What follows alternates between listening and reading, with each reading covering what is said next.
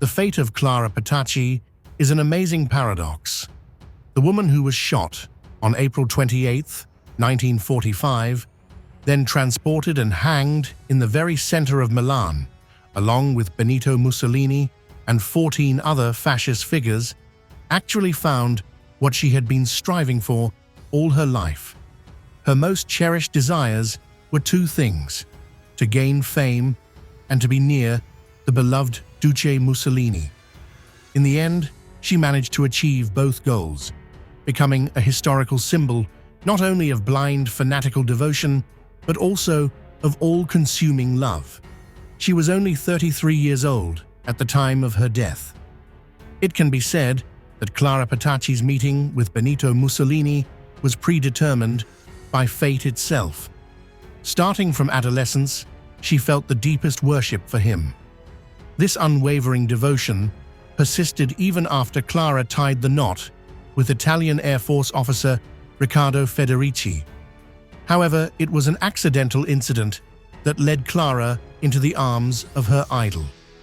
On April 24, 1932, a short time before her wedding, Clara and her family took a car trip from Rome towards the coast of Ostia. Suddenly, she noticed Mussolini driving by in his distinctive red Alfa Romeo car.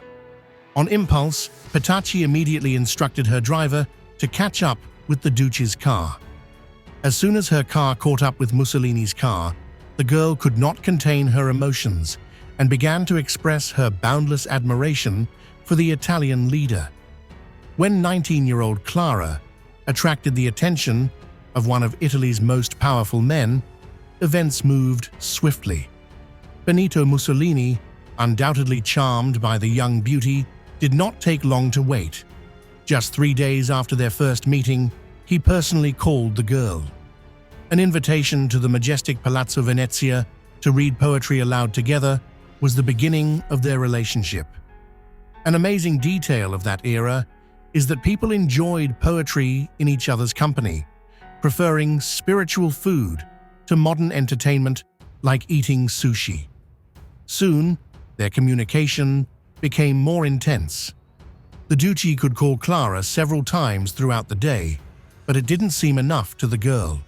She was tormented by jealousy and fears that during periods of silence on the phone, Mussolini spends time in the company of other women. It is noteworthy that for several years, Clara maintained her marriage, while simultaneously developing a relationship with the Italian leader. Gradually, what began as friendship with the dictator turned into a deep romantic union. Clara Mussolini's devotion became absolute. She confessed that she couldn't imagine her existence without him. Such boundless devotion hardly surprised the dictator, whose popularity at that time reached unprecedented levels. In an era of instability, when the economic crisis gripped Europe and North America, and Germany's policy became increasingly aggressive, Italy seemed to many to be an oasis of stability and prosperity. Public opinion attributed these achievements to Mussolini personally, strengthening the cult of his personality as the savior of the nation. By the middle of World War II, the Italian military campaign was suffering serious setbacks, which led to a rapid decline in Benito Mussolini's authority among the population. The turning point came on July 25, 1943, when the Nazi leadership decided to remove the Italian dictator from power. After the vote, Mussolini, once revered as Italy's preeminent leader, was arrested and imprisoned. During his imprisonment, the journalistic community began a thorough investigation into the private life of the former deuce. As a result, sensational facts about his long-term secret affair with Clara, which lasted for several years, were revealed. These scandalous revelations dealt an additional blow to Mussolini's already shaky reputation. However, fate has given the disgraced dictator another chance. Adolf Hitler, who had a certain admiration for his Italian ally, arranged for his release after only a month in prison. After his release, Mussolini was sent to the northern part of Italy, where, on behalf of Hitler, he was to found a new state entity, the Italian Social Republic. Nevertheless, against the backdrop of the confident advance of the Allied forces towards final victory, this puppet state proved short-lived.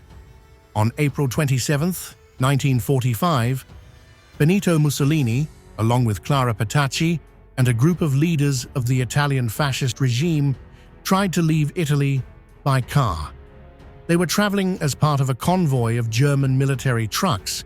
However, on one of the sections of the route, their escort was stopped by a patrol of the 52nd Garibaldi Brigade.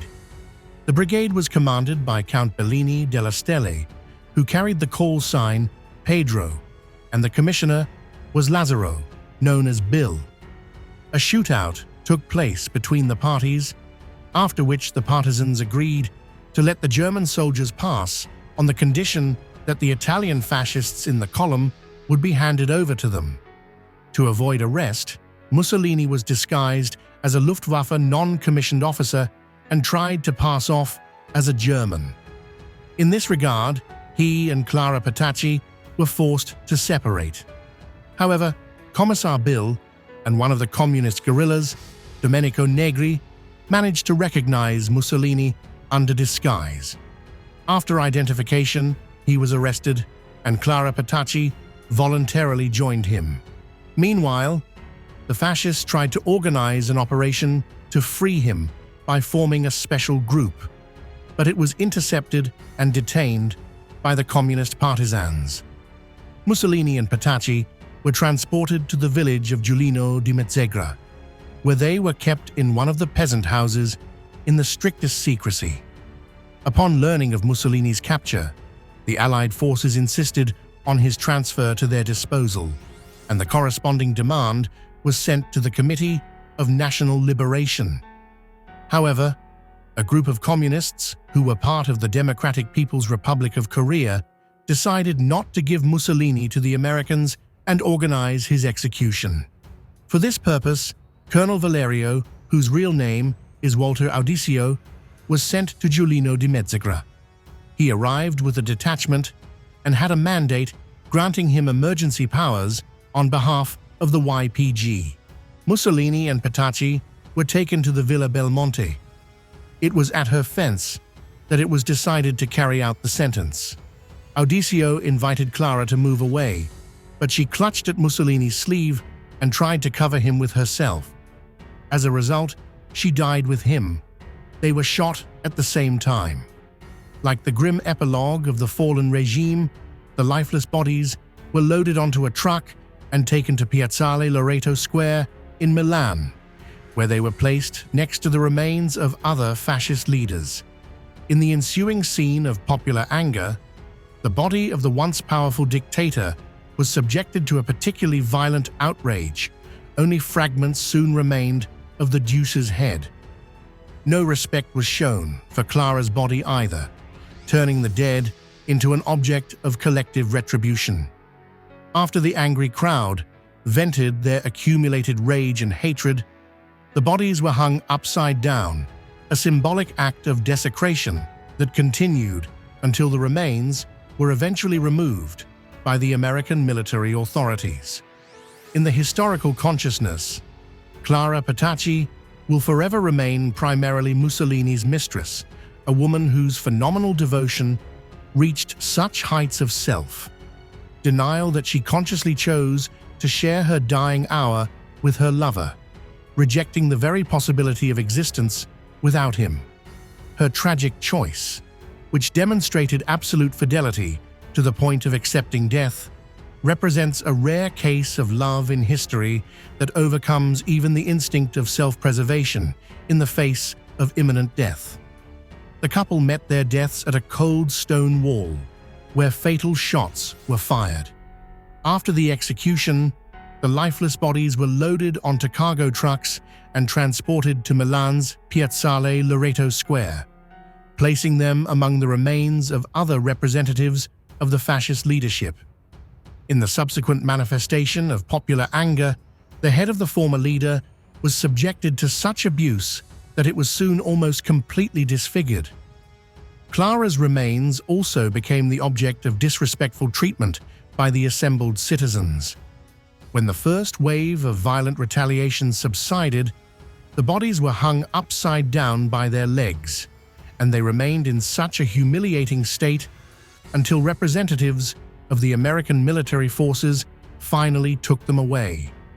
In history, the name of Clara Petacci will be inextricably preserved as the name of Mussolini's companion and lover, as a symbol of a woman whose boundless loyalty led her to a conscious choice to share a mortal fate with an adored man instead of continuing her own existence without him.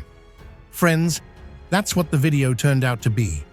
Don't forget to subscribe to the channel, put likes, and write comments.